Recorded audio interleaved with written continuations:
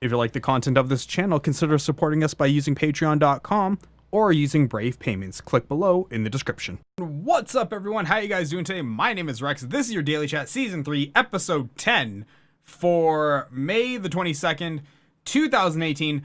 I think we can just go with the foregone conclusion. I'm not going to hit quota for this show for this year. Yeah, there's still 6 months left. But I don't know how I'm gonna crank out 200.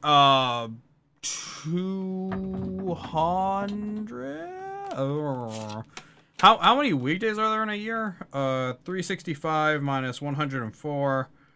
Okay, so minus 10. I'm not exactly sure how I'm gonna crank out 251 episodes in the next 6 months. I don't even know if 6 months times 30. No, there's literally not enough days left between now and the anniversary of the next season to make this happen unless I start like doing off-air daily chats and posting them to the YouTube channel. Might do that, but yeah. I don't know how we're gonna exactly hit that quota. So it's a foregone conclusion. I'm not gonna make quota this year. But yes, guys, how y'all doing today? Thank you so much for tuning in. If the camera looks different, I have been tweaking the colors just a bit because between the view monitor and what I see on OBS, I can see there's definitely like a color drop. So I'm trying my best to like rebalance that stuff out. I may have gone too much in the other direction. I'm not actually sure. I think this one actually is kind of grayish. So maybe not the best. Maybe I should wear something like with colors. And we'll go from there, and I'll try and balance around that. But how was your guys' weekend? If you were in Canada, yesterday was Victoria Day, so I'm sure you enjoyed your free day off. You're in America, you got next weekend, which is Memorial Day, so have fun with that. Just heads up, if you're like me, plan your Amazon purchases ahead of time because you don't want them to fall through the holiday where you might not get your packages. Just, you know, always forward thinking. Always. Now, this weekend, I have been just super busy. Just unimaginably busy, okay? And one thing I've been coming across a lot more as I read through, like, Reddit and I read through Twitter. And one thing, it shocks me is... It's weird how entitled people are becoming. I see some people, like, I see on Twitter, and it's like, you know, people are like, we want this, we expect this, and I start looking at it like, oh my god, man, like, where are you people getting this mindset from that, you know, you're owed absolutely anything? Like, where is this mindset coming from? When I was a kid, okay, I grew up with the parents who taught me that the world doesn't hand you a damn thing. You have to scrap for everything you have. And I've taken that with me all the way through to even today. Okay? And now I see people are just expecting, like, I see some people that say, like, you know, hey, I went to a job interview and the guy was asking me really hard questions and I didn't get the job. And I saw this on Reddit. And I'm like, yeah, like, obviously they want the best candidate. Like, did you think they were just gonna hire you? Or when I see on Twitter, somebody was chewing out a developer for a feature in a game, and I couldn't understand their point of view of, I get you want that feature and I'm okay with that, but like demanding it get put in when you're the only person complaining about it, that struck me as a little bit odd. And I'm still trying to wrap my head around it, but entitlement's something I'm starting to see a lot of nowadays, and it's been a thing for a long time. Like, rampant social entitlement's been a thing since like 2008 is when I saw it like really kind of like crest over the hill and really become like into the mainstream mindset. That's at least when I saw it. I'm sure it was around way before that. I just never was acutely aware of it. But yeah, I can't believe that this is what's happening in society now. And it makes me sad. Just sad. Another thing I don't understand is streamers in the English language. I do not get the whole misunderstanding or the whole misspelling of words. Like when people spell stream as strum or strim, strim, I don't get it, man. If anyone in the world can explain that to me, please, for the love of God, do. I really want to understand why people intentionally misspell words. Because all I see is this whole thing furthering just a bad set of behaviors. Misspelling things is never cool. It's never like the thing you should be doing. Proper English, proper language, man. That's like, I remember when I was a kid, I was in high school, maybe first year of college, but probably high school, where I was using like elite speak in my essays. And I look back now, I'm like, I was a total downs for doing that. Like you and two, like just, oh God, so bad. I'm like, I can see why my parents were disappointed in me. And now I watch like streamers do this and it's just like, okay. I try to spell everything right. As well you should, Monarch. Everyone should. Like I hear from a lot of people too when I get like, now mind you, okay, I misspell text messages, not on purpose. I have a very poor keyboard on my phone. This phone was good when I got it, and now it is trash. Okay, so like every now and then, like the keyboard, it just doesn't register finger taps properly. You get misspelled words. And look, that happens. As long as you catch it right away, that's cool. That means you caught it, you understand what happened. But I have people who are like, I was typing on my tablet or I was typing on my phone, and sometimes you just misspell words. And it's that mindset of, you know, accepting it and then not accepting it. That's the difference. Look, we all accept that people misspell words. That it's just human error.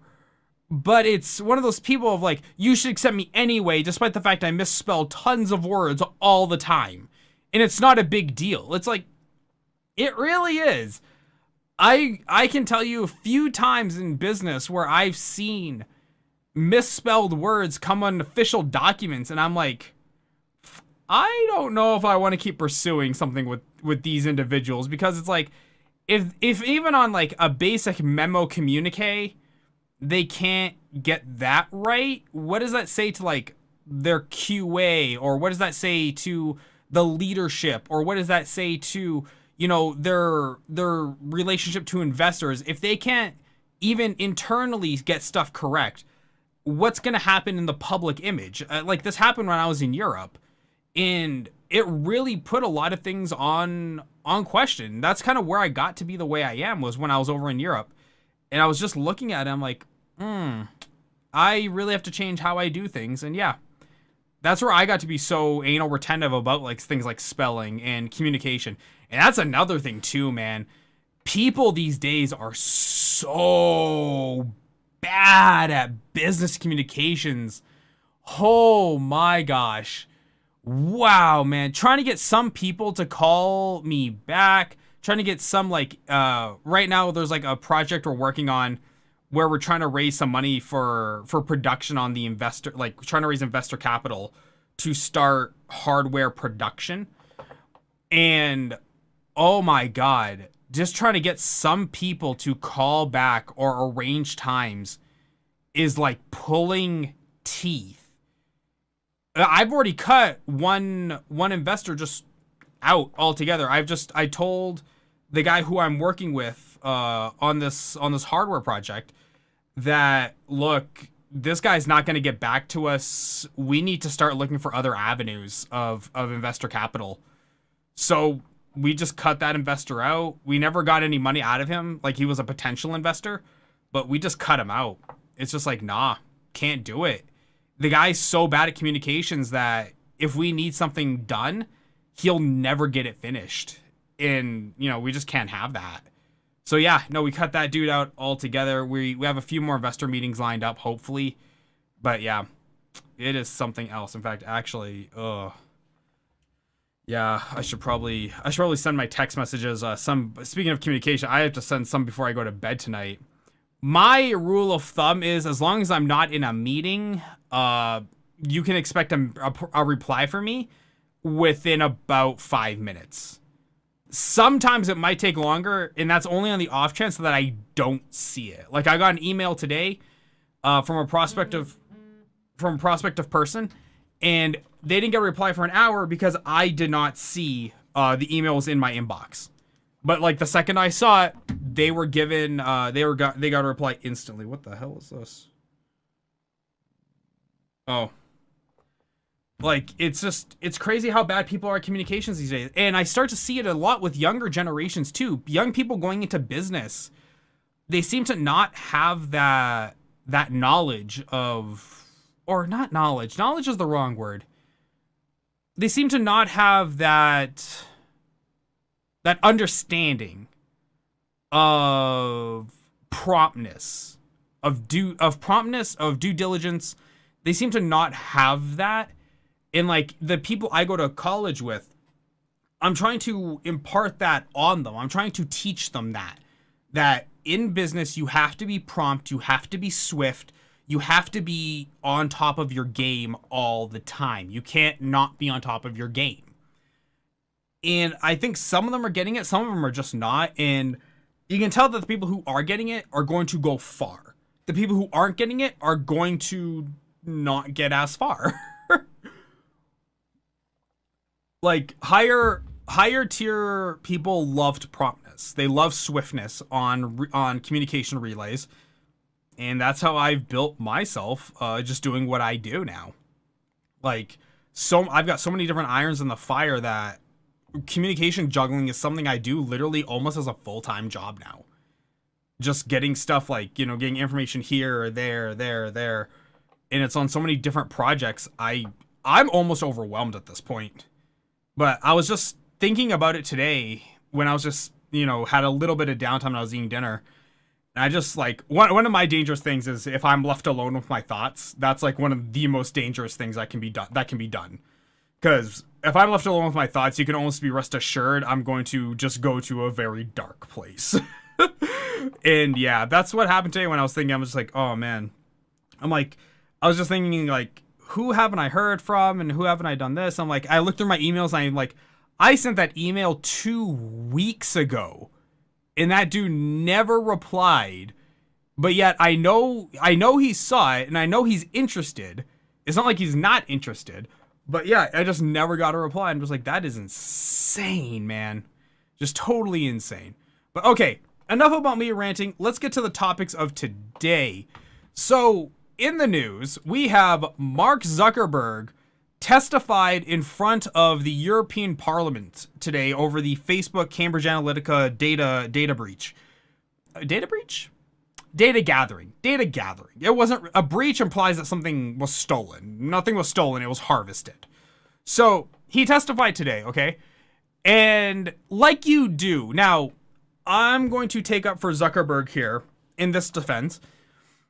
It's annoying when anyone testifies in front of any kind of government authority that they don't give a direct yes or no answer. It is super frustrating. I understand that, okay? But for Zuckerberg, he did exactly what he was told. He didn't... The question they're asking was yes or no, and he danced and trotted and lollipopped his way around all of the questions, okay? But unlike in America, where they get mildly annoyed and might call you out on it, no. Zuckerberg got the Belgian legislator to straight tear into him and like cuss him out for it.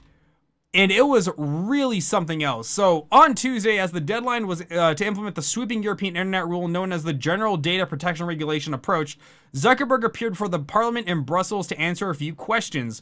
Representatives of many different parties present in the European legislative body asked him tough questions, but the format did not allow them to pin Zuckerberg down on specific issues.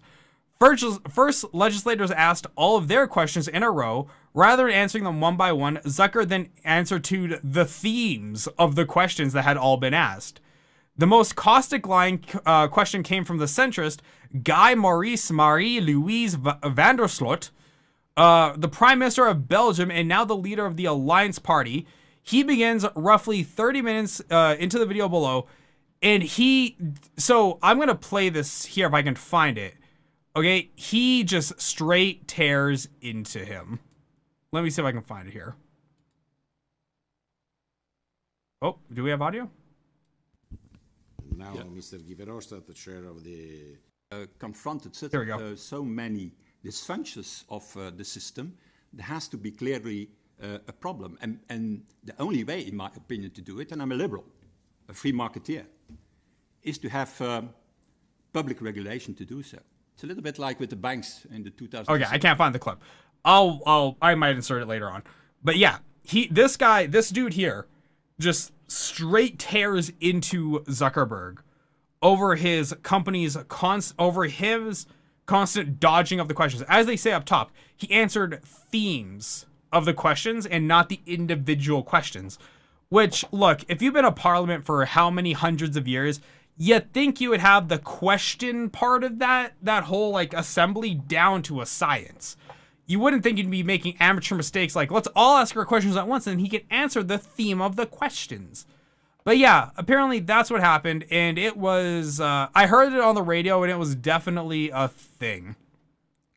Of course, the criticism wasn't just isolated to the parliament. The news outlets, of course, once this whole thing broke, it took off online. And yeah, people and news outlets are just tearing into Zuckerberg over how he dodged all the questions. And look, your data is valuable, your data matters, but it's up to you to try and protect some of it. Maybe don't have a Facebook account.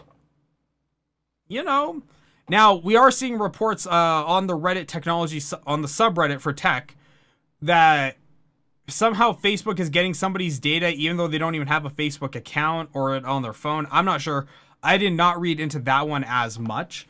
But yeah, apparently Facebook is like really just finding new ways to steal people's information.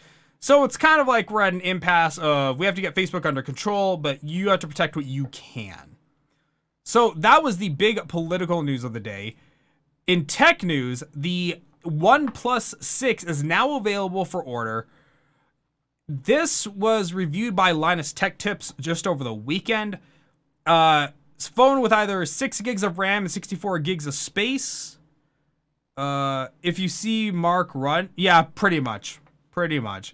So you can get this phone with 6 gigs of RAM and 64 gigs of space, or you can get it with 8 gigs of RAM and 128 gigs of space.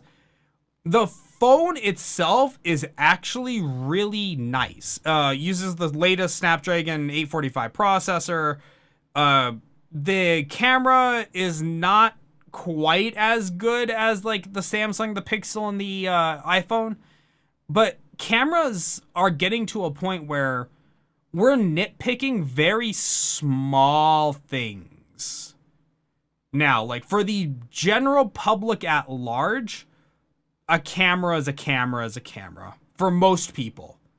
Now, if you're a little bit tech savvy, if you're a photography like buff, if you're a shutterbug, if you're a movie person, then you might look a little bit more closely at the camera. But for most people who aren't genuine experts and who are just like, moderate nobodies, a camera is a camera is a camera. They want to snap a picture of their kids for a time that they'll never look at them ever again.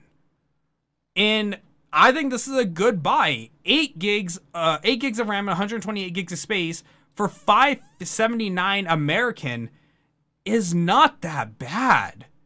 Like at all. That's a good deal on a flagship-esque phone.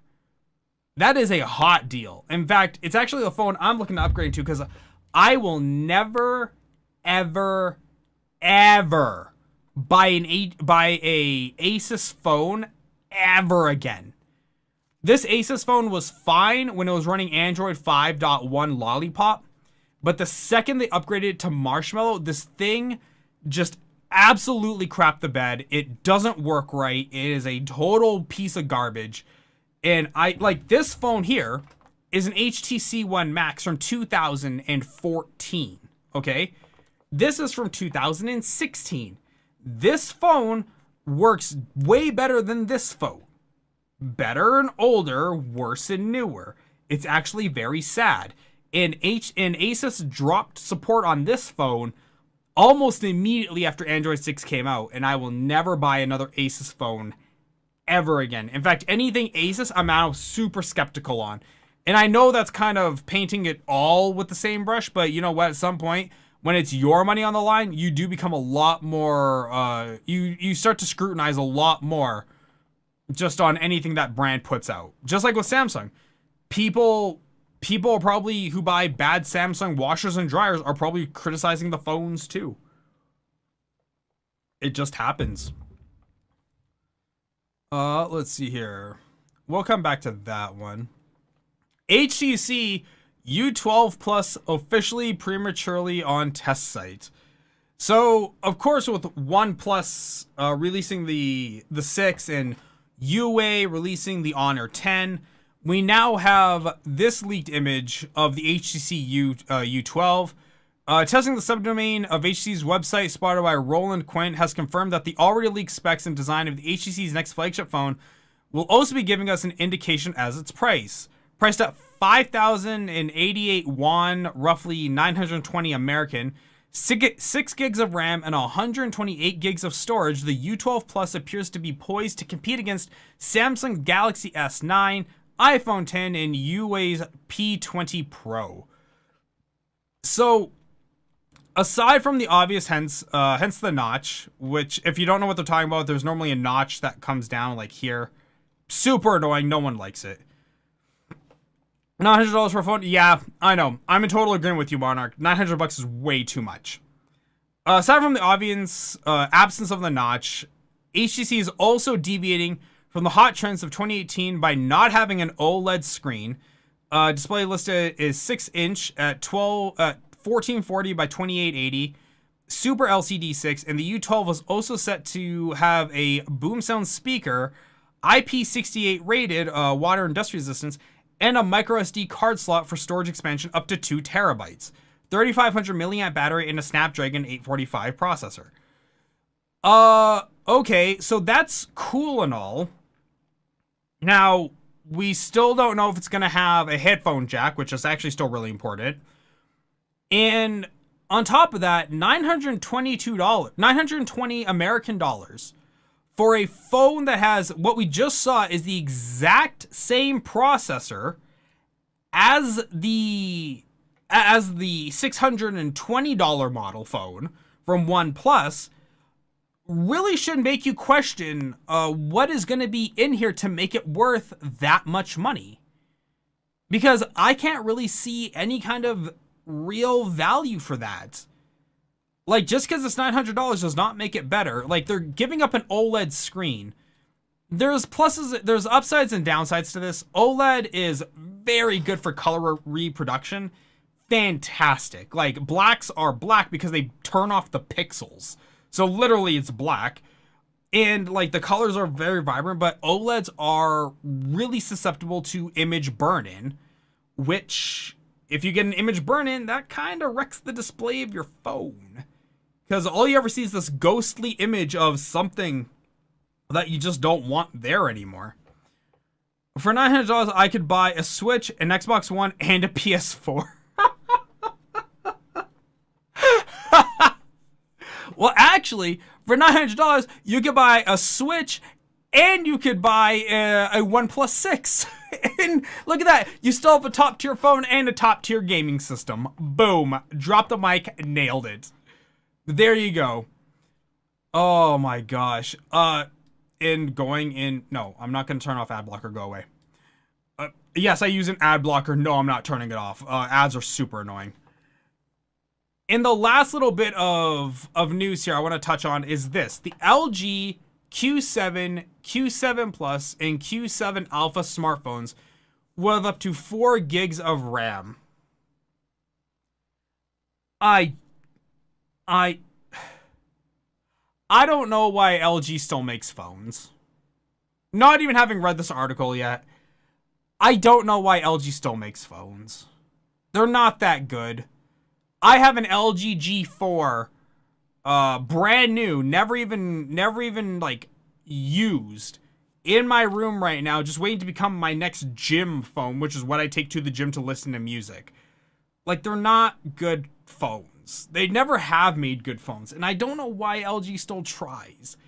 Just get out of this game, go back to making fridges and stoves and laundry machines, and just leave this phone market alone. Look, you suck at it. Not everyone is good at everything, and you just have to accept that in life. But let's just take a look here. Why not? So LG Q7 finally debuted after a round of rumors. Has a super thin bezel, multiple models. Okay, here we go. The Q7 runs Android 8.0 Oreo. Mind you, we are on Android 8.1 already. Features a 5.5-inch full HD 1080 by 2160 pixels. I don't even know what aspect ratio that is. Is that 21 by 9? Is that 16 by 9? What the hell is that? I've never seen that resolution in my life. Oh, here we go. Full vision display with an 18 by 9 aspect ratio, 422 pixels per inch pixel density, and runs an octa-core SoC 1.5 gig with 1.8 clock speeds. Let's see here. Coupled with 3 gigs of RAM in the Q7 and Alpha, while the Q7 Plus has 4 gigs of RAM. And has a 13 megapixel rear camera. Like, this is a garbage phone. This phone is trash. The only people who will get this phone are people like me who are on a very, very, very budget-friendly carrier. Where, like, the hottest new phones aren't the big deal. They just have to give you, like, a moderately newish phone from like a year or so ago. But yeah, man, that is like a 13 megapixel camera. That is terrible. And then a super wide angle lens with 5 megapixels, I'm assuming on the front. But that is just, that's trash. That's trash to the highest degree. The only people who are going to have this are people on a very budget-friendly people. People who are with, like, City Phone, or maybe Kodo. Maybe US Cellular will carry it. But I don't think this is going to be a phone that people with, like, Sprint, Verizon, or AT&T are going to go for. They go for, like, OnePlus 6 and HTC U12s and Honor 20s. They don't go for this crap. This is just total trash. Just, no. Nope, just total crap. I don't agree with that at all, and it's really kind of depressing when you have to look at it that way. Now, moving into a little bit different news. A few weeks ago, some San Francisco, I don't remember which killer it was. Let's call him the West Bay Killer because I can't remember who it is. He was arrested after cops used genealogy services to trace the DNA of him to his family members, and then found him through the family members of like 23andMe and the tree site, Ancestor Tree, and all that. And I said back then, and this was a few weeks ago, I said, I'm like, watch, now that cops know that this system works, they're going to use it a ton. And sure enough, man arrested in 1987 killing of couple in Washington state.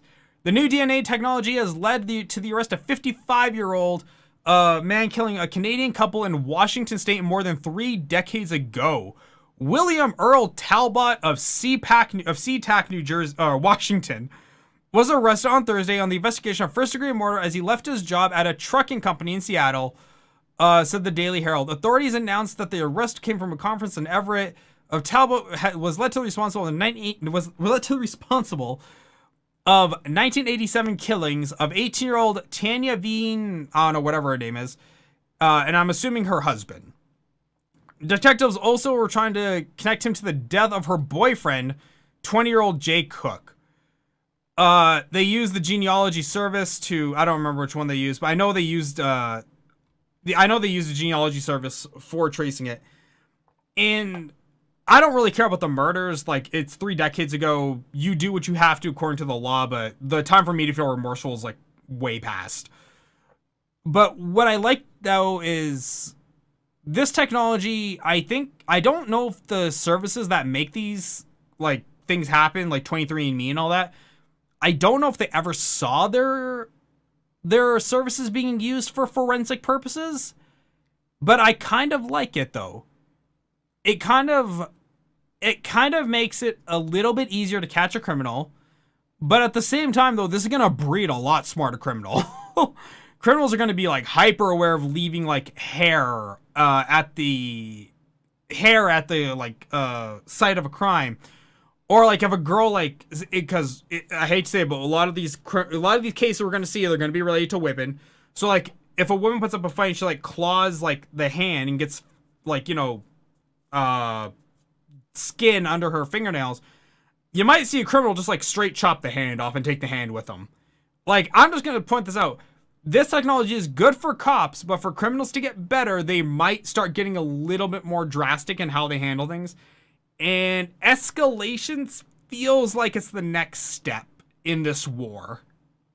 I hate to say it that way, but it does feel that way. Getting back to entitlement that we talked about at the start of the show, let's get over to this. Tech billionaires are building their utopias without asking us.